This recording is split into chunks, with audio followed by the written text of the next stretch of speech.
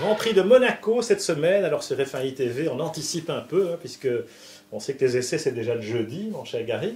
Bon, Monaco, alors là, c'est quand même le Grand Prix par excellence, le seul Grand Prix qu'on connaît, que tout le monde connaît dans le monde entier. Et en même temps, c'est complètement anachronique. Une course dans la ville, dans cette ville-là, comment est-ce qu'on y parvient encore au XXIe siècle? Je ne sais pas. C'est déjà dans la voiture médicale, faire un tour, c'est une voiture puissante.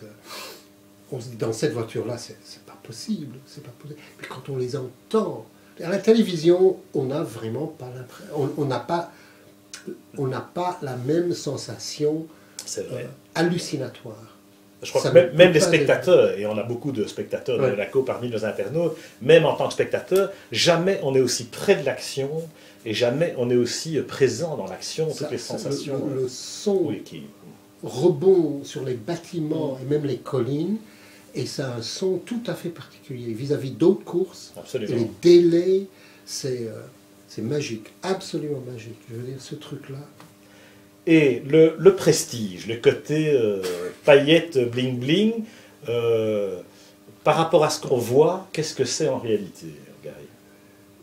Mais c'est tout le temps ça, quoi. Je veux dire, c'est la réalité. Vous avez, le vendredi matin, les GP2, les GP3 font leur qualification. Et puis, à midi, c'est fini. C'est une journée formidable.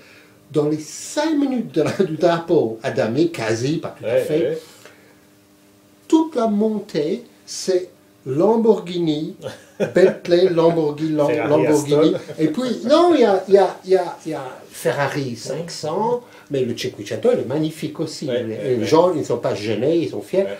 Suivi du reste du montée, des Lamborghini, Rolls, Bentley et autres. C'est la folie, quoi. Et puis les yachts dans le port, le soleil, les filles, enfin bref, tous les clichés qu'on connaît.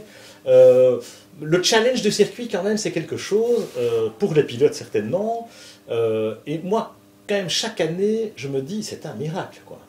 Parce que même si c'est le circuit le plus lent du championnat, Gary, on est passé souvent à très peu de choses. Et là, c'est quand même un peu plus la fatalité ou la chance qui rentre en compte. Bon, beaucoup de choses ont été faites. Moi, c'est la foule qui me fait peur. À Monaco, c'est une voiture qui prend de l'air, ses pneus avant touchent les pneus arrière de la voiture qui précède et il est lancé. Ça me fait peur. Mais sinon, au niveau des pilotes, la concentration pour faire 77 tours à Monaco, c'est phénoménal. Et je me rappelle, le vendredi, il y avait à l'approche du portier un énorme mur en briques et Martini avait une photographie dessus. Les pilotes ont soulevé la question. Ils étaient distraits. Ils étaient distraits. Et ça a été distrait par la jolie fille sur la publicité Martini. C'est marrant. Moi, j'ai couru à Monaco, pas aux mêmes vitesses que la F1, mais ce qu'on fait à Monaco, on regarde les écrans géants. On les regarde. Sur la montée, il y a deux, trois. On les regarde et on regarde ce qui se passe ailleurs dans la course. C'est incroyable. C'est quand même assez surréaliste parce qu'on est tellement proche, effectivement, du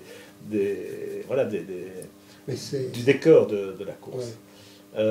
Alors, anecdote à propos de la voiture médicale, il y a quand même une année avec Alex Ribeiro qui est parti à la faute avec la voiture médicale. C'est un peu l'arroseur arrosé, ça, Gary. Mais, je vais dire, ce truc-là, bon, c'était la gauche du tabac, le bureau de tabac. C'est une gauche, il a freiné, les roues se sont bloquées, il a tapé le mur.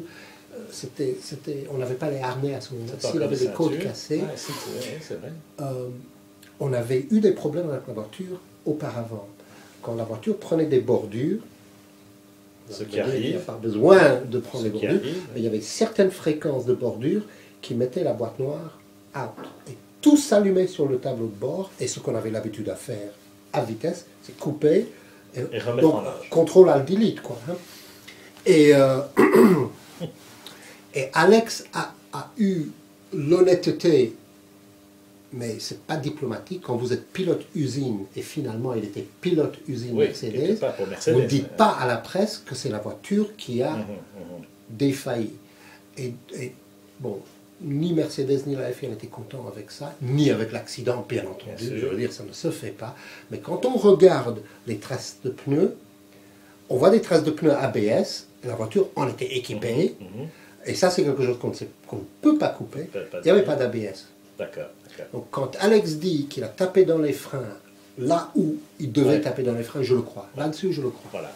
Alex Diaz Ribeiro, formidable personnage, haut en couleur, qui a été pilote de la voiture médicale un certain temps, mais effectivement, après cet incident-là, eh bien, ça n'a plus beaucoup duré. Sa carrière était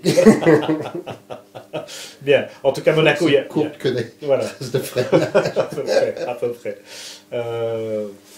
Mais bon, il y a plein de choses à raconter sur Monaco. On ne peut pas tout raconter aujourd'hui. Hein. Moi, j'ai 1000 anecdotes sur le sujet. Je vous recommande le dernier F1i Magazine parce que on présente aussi ce Grand Prix un peu particulier, dans les moindres détails en tout cas.